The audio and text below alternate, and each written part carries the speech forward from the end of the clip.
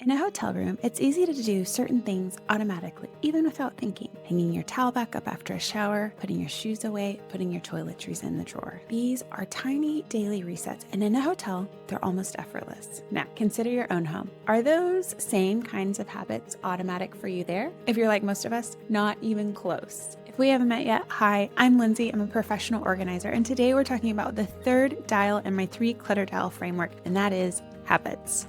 So today I want to give you 2 litmus tests to determine maybe why your habits might not be sticking and what to actually do about it. And then we're going to kind of put all 3 dials together. The gap in habits between hotel you and home you isn't only about willpower. Certainly, building a new habit can at first take time and discipline as you practice it over and over until it becomes second nature. But you can make habits in your home way easier by adjusting your priority dials first. Your inventory and your systems. Clutter Dials 1 and 2. If you've missed those videos, please go check out the card at the top of the screen. And when you're done watching those, come back and join us back here and catch up for part 3. So for everyone else, today we're talking the third dial, habits, and why even something as small as putting your shoes away in a hotel can feel effortless, and it can be possible at home too. So quick recap. There are 3 clutter dials you can use to keep clutter at bay. Dial 1 was inventory. How much stuff do you have? Dial 2 was systems. Where does each thing live and how easy is it to put back? And today we're on dial 3, talking habits. Habits are the daily and weekly rhythms that maintain dials 1 and 2 over time. These small tasks, putting your shoes away when you walk in, wiping the counter at night, hanging the towel after a shower. When these habits start happening subconsciously, you start doing them without thinking about it. This is when your home just starts to feel tidy because you're putting things away. And since we've already assigned homes to homeless items or decluttered the stuff that was clutter, as you build the habit of putting things away and start doing it subconsciously, your home just starts to feel consistently tidy. However, if you don't build the habit of putting things away or knowingly choose not to do it, this is when chaos starts to ensue. Without these habits, you can clean on a Saturday morning and feel like a tornado has swept in 24 hours later. A habit is just a behavior repeated until it becomes automatic. You do it subconsciously without thinking about it. But whether a habit can become automatic depends a lot on something most people don't really think about. It's friction. So let's consider my stay in the hotel. I'm getting ready for the day. I take a shower. I have a towel. I dry off. And right next to the shower is a hook. When I'm done drying off, I can hang the towel up on the hook. It's right there. It's easy. I don't have to think about it, and there's 0 friction. There's literally only one obvious place for the towel to go. So I hang the towel back up. No internal debate. No, I'll deal with this later. Let me think about where that needs to go. This is a habit on autopilot, and it's happening automatically because there is almost 0 friction. Now, let's picture the same moment at home. You take a shower, you get your towel, you dry off, you go to hang it up, but there are 3 towels on your hook and there's nowhere to put it. Or maybe you don't have a hook or a towel bar. So what happens? You take the path of least resistance and throw it over the back of a chair, or maybe toss it on the bed, or maybe even on the floor. Not because you're undisciplined, but because the friction's too high. Your autopilot can't kick in because there's too much friction. This is the autopilot test. And as we talked about before, dial 3 only works best when you've fine-tuned dials 1 and 2. So, for instance, say you don't have a hook at home. That's a system failure. That's a dial 2 failure, and it's affecting your dial 3, your habits. So for any habit you feel like you've been failing at, let's pull back a little bit. Let's see the forest through the trees, and let's consider which habits in your life are on autopilot and which ones aren't. Oftentimes, the ones that are not on autopilot isn't because of willpower or a lack of discipline. It's because there's often friction underneath, making developing that habit harder than it needs to be. So in the case of our towel situation at home, get a hook up, get a bar up. That removes the friction, it gives you a system, and then you can start building the habit. Almost every habit failure is a result of friction underneath it. And friction at home is usually a result of 2 things. Dial 1, your inventory is cranked way up. Or there's something off in dial 2. Items don't have homes to go to, or the systems have too much friction. Your organizational system isn't working, which means the fix for your habit problem isn't usually the habit. It's upstream or downstream. I don't know. Dials 1 and 2.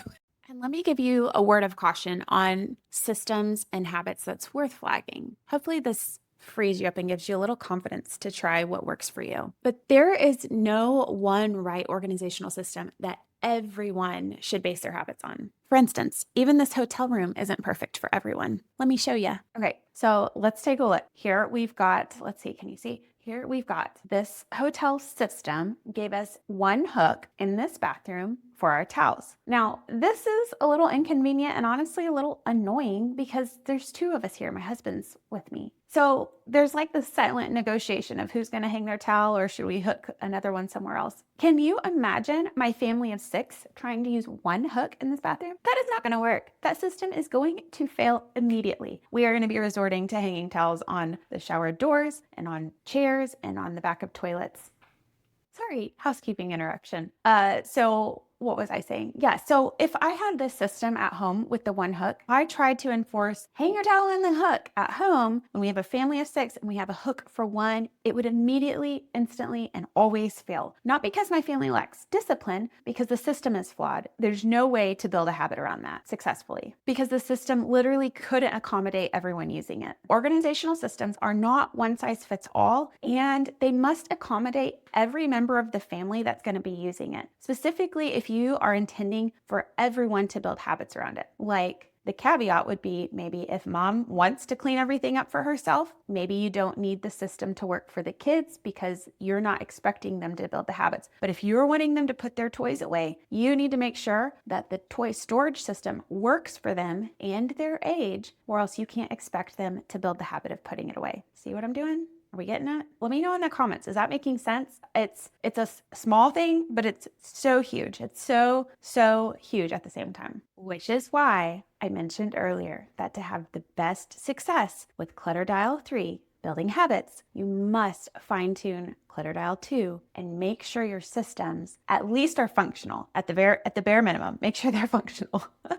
If you're able, fine-tune them to make sure that they have very little friction as well. Okay, I hope that's connecting. Let me know. Key takeaway, when the system fits everyone, everyone can build the habit. When the systems don't fit everyone, no amount of reminding will help build the habits. Real quick before the second test, if you are feeling encouraged to reassess your home habits, would you consider giving this video a like and subscribing? I cannot thank you enough for sharing your time with me. I'm so grateful, but that would let me know that you find this content helpful and that you think it's worth sharing with others. So the second test is the help test. And this is honestly more of a thoughtful consideration and how it applies to your home, because hotels don't just have low friction systems. They also have 24/7 help. Every day when you're not in the room, someone comes in, wipes the counters down, cleans the bathroom, makes the bed, restocks the toilet paper, and takes out the trash. Even if you did nothing, the room would be reset by the time you came back. Now, obviously, this is the kind of help that's built into the experience, but we're talking about why do we feel relaxed? Why does it feel like the hotel's easy to stay organized, easy to be tidy? This is part of it. Because at home, you might have the opposite of help. You just might have 2 kids who immediately undo everything that you just reset. We have 4. I get it. But if you've spent 5 days at a luxury hotel and you've had the privilege of having someone help do the reset for you, when you get home, you're going to feel that. There's no one taking out the trash while you're gone or making the beds or cleaning the bathroom, which is exactly why it's important when we're implementing systems and trying to build habits to consider what real life looks like and how much help do we actually have. So what does your help situation actually look like? Maybe you have a cleaner who comes once a week or a partner who's really hands-on and helpful around the house. Maybe you have older kids who have started contributing to the work as well. Maybe you have a mother's helper who comes for a couple hours a week. All of these things might be an indicator that maybe your home, your space can handle a little more inventory because you've got some help. Maybe you're getting some help with your habits, getting things reset, getting things cleaned. And so that alleviates some of that responsibility on you, and you are able to manage and have a little more capacity to manage a little more. But maybe that's not your story.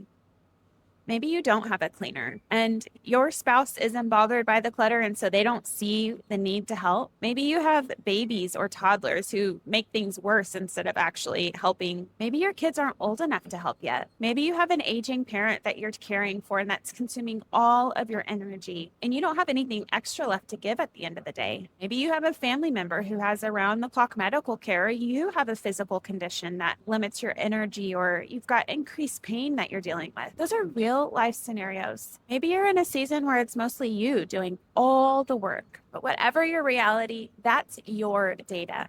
I can't presume to know your exact circumstances, but this is why I'm begging you to take an honest look at your current life circumstances. Take stock of any limitations that you might have and adjust those 3 clutter dials to give yourself the best success at forming long-term habits. Maybe the limitations you have are just for a small season and you want to just push through, but maybe your limitations are looking like it's going to be a longer season. Consider, with less inventory to manage, remove some of the weight and the stress and the overwhelm that you feel because you've got less to manage. Would it make your systems easier at home to put things away, to be able to assign homes to things? And would it make building the habits easier because you have less habits to build when you have less things to put away and less to manage? The majority of us will never have 24/7 around the clock help like we do at a luxury hotel. But what we can do is tweak our inventory to a level that is comfortable to manage. Assign every item a home, create low friction systems, and this will give you the best chance at building those habits for long-term consistency, for a tidier space and a more simplified home. So the help test isn't prescribing your life to look like a certain way. The help test is about being honest with what actually is in your life so that you can fine-tune those 3 clutter dials, specifically your habits accordingly.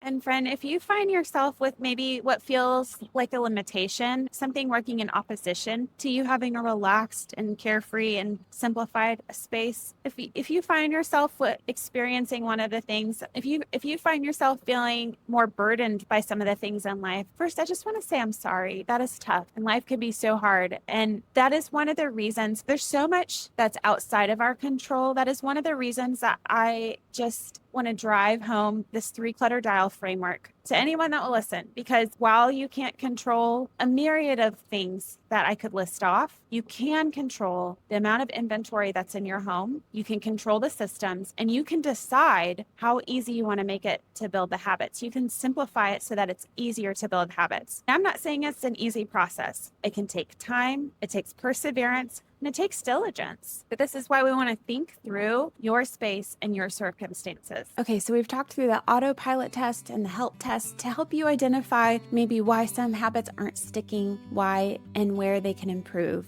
But I want you to lean in for this final part because it is not talked about enough. You can't habit your way out of a high friction home. You can't discipline your way out of misaligned dials 1 and 2. If your habits aren't sticking, the answer is almost never try harder. It is almost always fine tune 1 and 2, and then the habits will start to come naturally. Reduce your inventory, assign your items home, create low friction systems, and you will find that the habits naturally will start coming over time. Sometimes you'll have to work for them. It's not always going to be easy, but it is well worth the effort and the work. Fine tune these 3 and your home will stop fighting you. And that's the goal. But wait, don't leave. There's something I want you to know before you go. I've given you the 3 clutter dial framework that I use with my clients. But the truth of the matter is that each dial is going to have a specific right setting. And that setting is going to be different for each one of you watching. And that's a conversation we're having next week. So make sure if you haven't yet, subscribe so you can catch it when it comes out. And if it's already out, you should be able to see it here in the card on the screen. If this series has helped you process something in your home in some way, would you consider liking and subscribing so that this content can be continued to shared? I'm truly so grateful for you sharing your time with me. Until then, I'm rooting for you. Bye. However, dial to assistance.